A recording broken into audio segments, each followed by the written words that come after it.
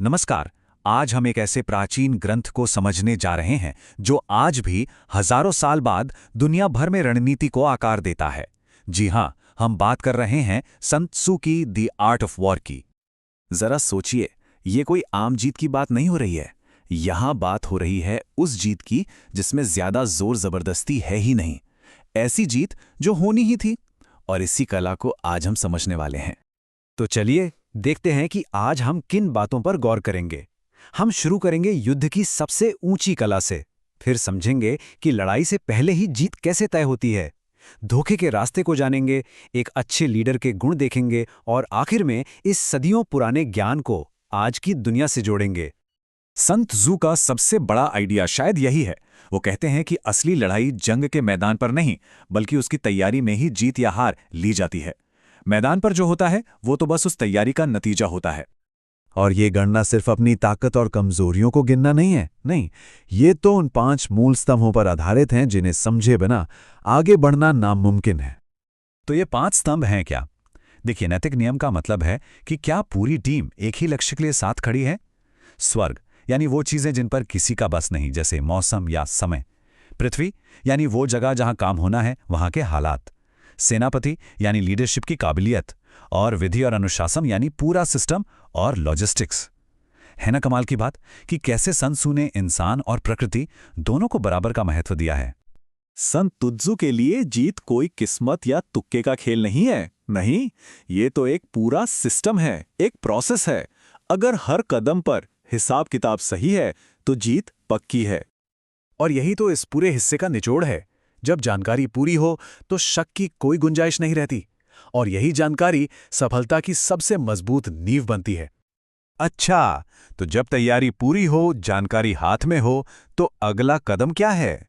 अब शुरू होता है दिमाग का खेल, यानी अपने विरोधी की सोच को अपने हिसाब से ढालना। और यहीं से धोखे की कला शुरू होती है। लेकिन ये सिर्फ छोटी मोटी चालें चलना नहीं है। असल में ये एक मनोवैज्ञानिक खेल है जिसमें लड़ाई की सारी शर्तें अपने कंट्रोल में रखी जाती हैं।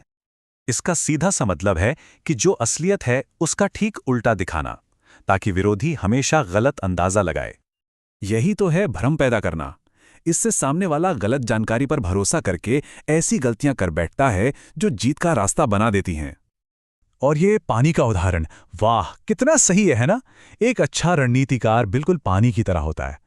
कोई फिक्स शेप नहीं, कोई फिक्स्ड प्लान नहीं, जैसे हालात वैसा रूप। इससे उसका अगला कदम क्या होगा कोई अंदाजा ही नहीं लगा सकता।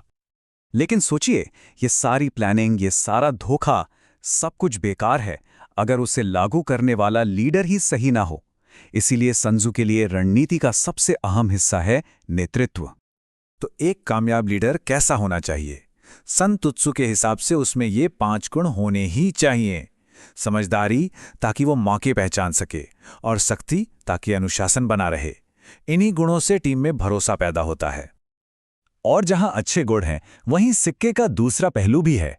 सन त्सू उन 5 खतरनाक गलतियों के बारे में भी बताते हैं जो सब कुछ डुबो सकती हैं। ये ऐसी व्यक्तिगत कमियां हैं जो सिर्फ लीडर को नहीं, बल्कि पूरी टीम को हार की तरफ ले जाती हैं। तो अब सबसे बड़ा सवाल, ये 2500 साल पुरानी युद्ध की बातें आज के जमाने में, आज के बोर्डरूम में, खेल के मैदानों पर या हमारे रोज के लक्ष्यों में कैसे फिट होती हैं? और जवाब बहुत सीधा है। यहां युद्ध का मैदान सिर्फ एक प्रतीक है।